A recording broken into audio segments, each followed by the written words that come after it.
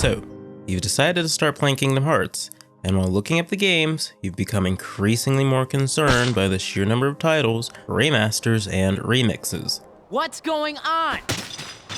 I'm guessing you've also searched what order you should play them in, right? But does it actually matter what order you play through Kingdom Hearts? Yes, it does. But you might be asking why. I'm here to tell you that the order does change the experience. And if it's your first time, I highly recommend playing Kingdom Hearts in release order. And spoiler alert, I will stick by that, but I should stress that this recommendation is aimed at new players. Someone who's playing through Kingdom Hearts for the very first time, maybe played the original as a kid and want to start over, or maybe under different circumstances, perhaps you started with a side game for whatever reason, which, by the way, don't feel attacked or like you did things wrong because of that. It happens, right? Fun fact, my first Kingdom Hearts game was actually Chain of Memories on the GBA. This was like my peak Nintendo fanboy phase, and I did not have a PS2 at the time, and I was desperate to play Kingdom Hearts, so I ended up renting Chain of Memories from Gamefly, mainly just to see that amazingly compressed CG intro. However, release order really is the simple and clean way to start things out, and this applies to more than just Kingdom Hearts. So why should you start with release order? Release order makes sense for a few reasons. First, it allows you to experience the evolution of gameplay. Kinda obvious, but still important. This allows you to appreciate the progression of the combat systems as the series evolves. There's also creator intent, but we're gonna save that one for later, okay? Second, the narrative structure. The narrative structure of Kingdom Hearts is non-linear. It utilizes parallel storytelling, multiple viewpoints, flashbacks, and prequels to tell its story. Add more prequels. Add more prequels. Add more prequels. This can be confusing to new players, but it also adds layers to the story and make it more compelling. Stop freaking me out like this. Huh?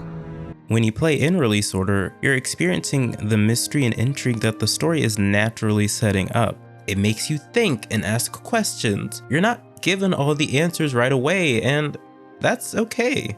It can actually build suspense and make the reveals more impactful. You're getting to figure things out as you go along, which adds weight and meaning to certain events upon reflection, which I would argue is part of the fun and makes the games exciting.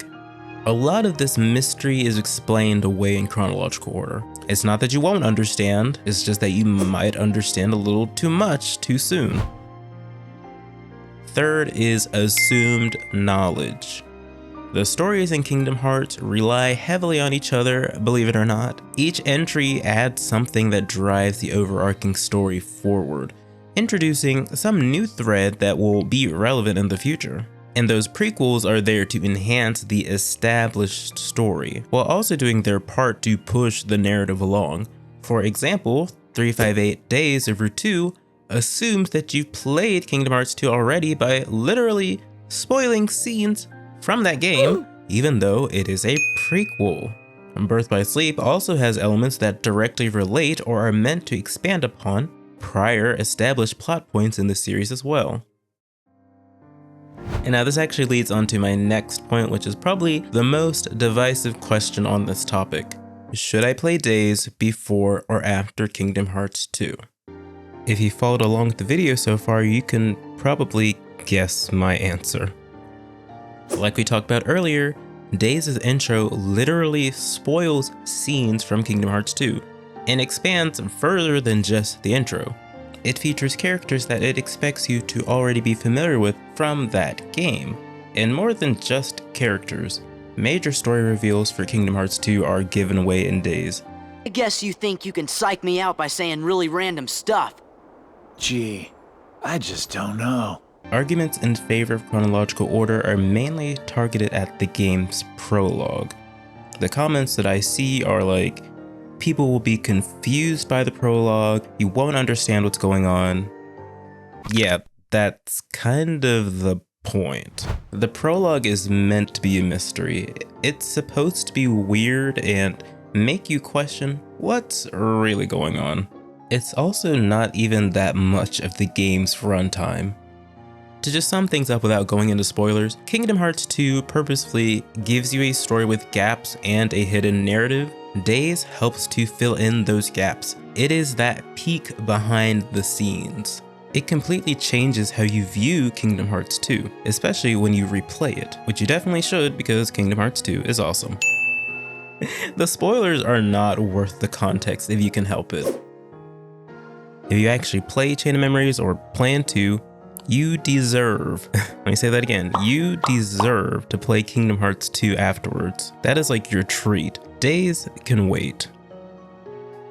Even the back of the Days box, I feel like reinforces this, as it says things like, what mattered the most was remembered the least, or dive into the heart of the most sought after secrets of the Kingdom Hearts storyline. How I always read this was, we're supposed to be remembering a past event to get answers to questions that were set up from the last game, that being Kingdom Hearts 2. When it's viewed ahead of it, there are no questions. I'm sorry I didn't tell you. That's okay, but now I really don't get it. I don't understand it either.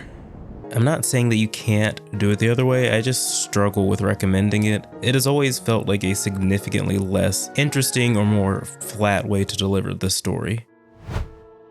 So how did we get here? Well, remember that point of creator intent from earlier? Like, how the creator intends or hopes for the players to experience their work? You'd think that would be a slam dunk, honestly.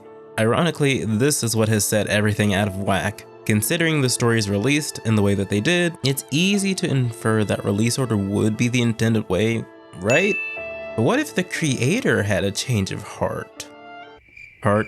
Get it? Like Kingdom Hearts? What really set this off was this comment I received suggesting that Tetsuya Nomura, one of the creators and director of Kingdom Hearts, is in favor of chronological order when it comes to Days, which I admittedly didn't believe at first, so imagine my surprise when I eventually found the quote. This is from the October 11th, 2012 Dengeki interview with Nomura. This was like a little bit before the 1.5 collection came out. Approaching the 10-year anniversary, the series had become difficult for new players to enter.